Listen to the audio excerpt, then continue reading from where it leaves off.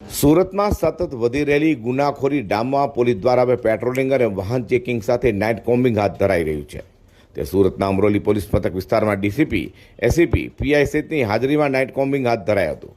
100થી વધુ પોલીસ અધિકારી અને કર્મચારીઓની અલગ અલગ ટીમો બનાવી અમરોલીના કોસાડ, આવાસ, છાપરાભાઠા, વરિયાવ અને ઉત્તરાણ ખાતે અસામરિક તત્વોની હાલની પ્રવૃત્તિ અંગે પણ પોલીસે તપાસ કરી હતી। તો સાથે અસામરિક તત્વો જ્યાં રહેતા હોય ત્યાં પણ તપાસ કરાય છે અને તેઓના ઘરમાં જઈ તપાસ કરવાની સાથે તેઓ હાલ શું કરી રહ્યા છે તે અંગે પણ તલસ્પર્શી તપાસ કરાઈ છે। પોલીસે અચાનક જ નાઇટ કોમ્બિંગ હાથ ધરતા અસામરિક તત્વોમાં આજે ખરેખર ફફડાટ જોવા મળ્યો હતો। તો અમરોલીમાં રાત્રિ દરમિયાન અંદાજિત 4 કલાકમાં ઓપરેશન ચાલ્યું હતું, જેમાં પોલીસે 13 હથિયાર ધારા કેસ, 35 જેટલા ઇસમો કે જેઓને 3થી વધુ ગુનાઓ કર્યા હોય તેઓની અટકાયત, પીધેલાવો અને તડીપાર ભંગ કરી ભાગતા ફરતા આરોપીને પણ પકડ્યા હતા।